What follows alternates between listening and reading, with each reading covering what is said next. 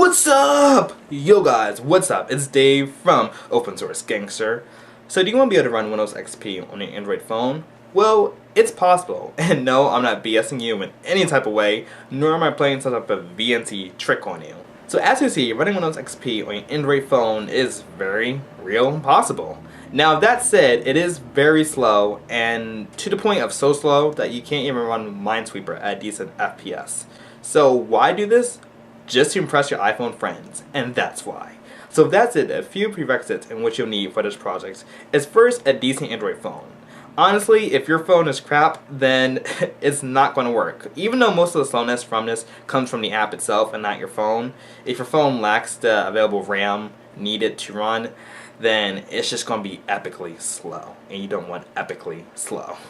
Next, you'll need a copy of Windows XP. So just to show you, I have a legit copy right here. However, I know most of you will probably go to piratebay.com and download Windows XP or torrent a Windows XP file and use that. So whatever floats your boat, I really don't care. But whatever you do, you need an ISO format of Windows XP, and not image format, but ISO. So if you do have the Windows XP disk, there are programs out there that you can just put it in and it'll make an ISO file format for you out of disk. And lastly, you will need at least some patience, because this takes maybe about, even though this video is only about 15 minutes, the whole process takes maybe nearly close to an hour. So have patience. So the whole process, what we're going to be basically doing is first creating a blank image file, then we're going to be installing Windows XP to that blank image file, and finally transferring that blank image file to your Android phone so you can run it via the Bosch emulator. And that's basically it. So let's get this started.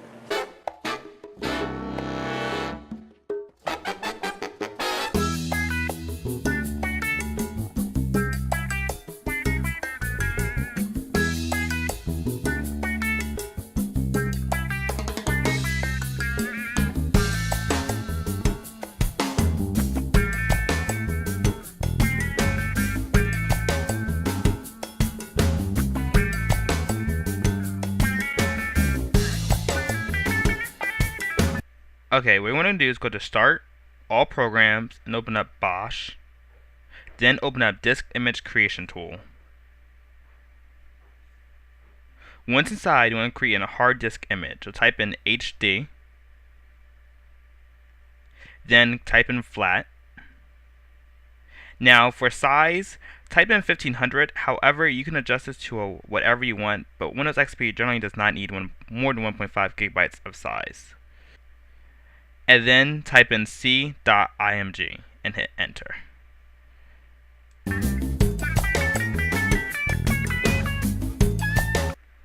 Okay, now what you want to do is open up QEMU Manager. Once inside QEMU Manager, you want to create a new virtual machine. So go to VM, New Virtual Machine. You can give it any name that you want to, and hit Next. Now you can allocate any amount of RAM that you so desire to. 512 to 1 gig is usually good. And hit Next. And finally hit Finish. Now what you're going to do is install Windows XP to your blank image file. So first you have to specify your blank image file. So what you're going to do is go to Drives. And then hard disk 0 is going to be your blank image file. And that's your blank image file created in Bosch. And it's usually found within your C Program Files folder. So go to C, Program Files, Bosch, and go down to All Files, and your C image, and hit OK. Now your CD-ROM is your Windows XP ISO. So what you can do is go and find your Windows XP ISO,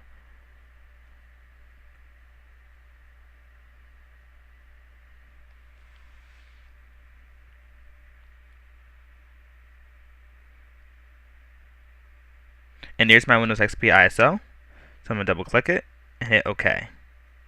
Now you're ready to launch your virtual machine. So go up to the little Run button. And if everything goes out well, you should see this booting up the BIOS, and you should be good to go. So what it's going to do is it's going to install Windows XP to that blank image file. Now this process is going to take from 45 minutes to an hour depending on how fast your computer is. And you're right now running a virtual machine. So just follow all the prompts that come up and keep going until you get to an installation. And hit enter and hit NTFS file system when it prompts you for it. And just let the installation run, and it'll take between 45 minutes to an hour. And once you get to a sign-in screen, then you can officially exit the virtual machine.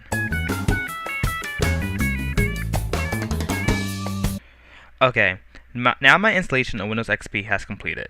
So once your installation has completed, what you want to do is first stop the virtual machine.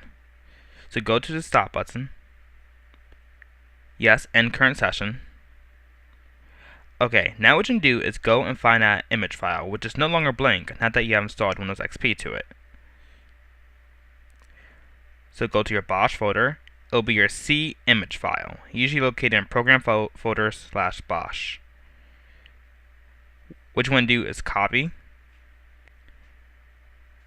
And then what we want to do is paste it to your SD card. Make sure your phone is mounted via disk drive mode. So I'm going to go to my SD card. I'm going to folder called SDL, which if you don't have it, go back to step 1 and make sure you download it. And if you already have a C image file located in that folder, just overwrite it with your new image file.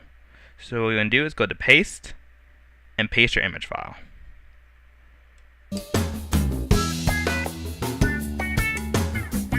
Okay, this is the last link I promised that you have to go to. And this is where I got the tutorial from, by the way. So what I need you to do is scroll down, and you see all these lines of text. I need you to copy them. Once you copy them, right click, copy, then go to your SD card, and then go to your SDL folder, and go to the text file that says Bosch SRC, open it, and paste it in that text file. Now at the top where you see megs, that's the amount of RAM you're allocating to Windows XP. Depending on your phone, you can increase or decrease this value. I'm running Evo 3D, which has 800 megabytes available of RAM. So I'm going to happily increase this number to 512 megabytes. But once again, this is all depending on your device. I would not go past 800 megabytes if I were you. Once you have all that set and everything to your liking, what you want to do is go to File and Save. And now you're ready to run Windows XP.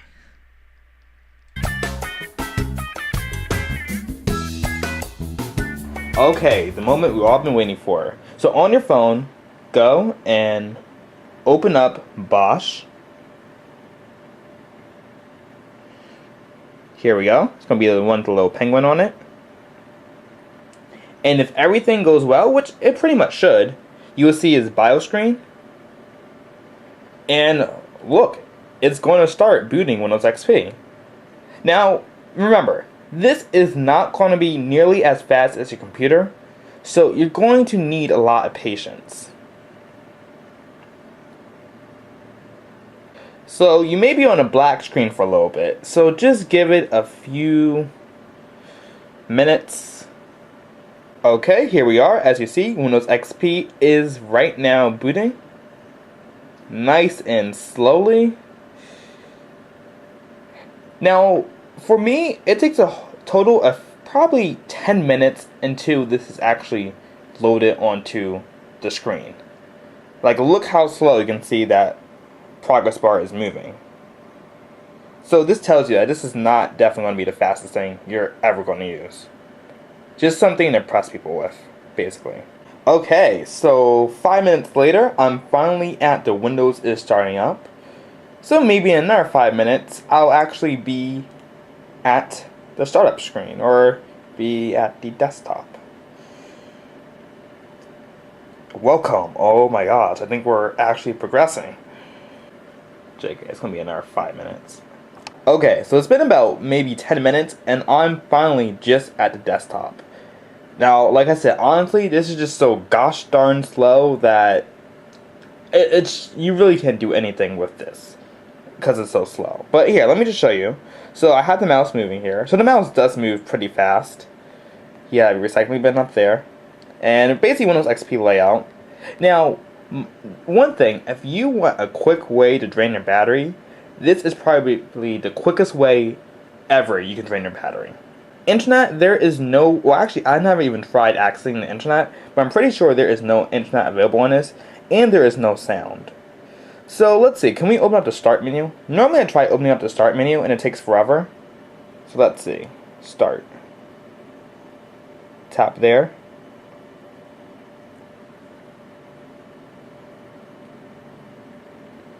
So let's see if we can just open up the start menu. And like I said, this normally takes forever to open.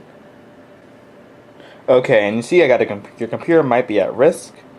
No antivirus installed. Oh no. So as you see, this is really still loading up. So I tried to open up the start menu and still no luck. So probably the best thing to do is to let this load, put it down for an hour, come back later, and see. I mean, that is if you still have battery. See if it opens up. Now, the awesome thing about Bosch is that it can emulate practically any desktop operating system. So Windows 7 and Windows 8 probably could work. It'll just be extremely slow. And just don't even try Vista, because you know Vista is a memory hog, and your phone just may self-combust from Vista. Okay, so I sat here and waited for about a few minutes, and now it just crashed on me. Wow, that's kind of amazing. So I guess that's a good place to end this video. So I guess the final word for this is saying this is a really cool thing to do, potential it has. But like I said, and as you can obviously see, this is really too slow to just do anything on. And it's really no purpose to it whatsoever. But still, I encourage you to try this out. Even try different operating systems. Try Linux, try other versions of Windows, whatnot, and just see what works and what doesn't work. It's all about experimenting. So thanks for watching, and tune in for another galvanizing video. Thanks.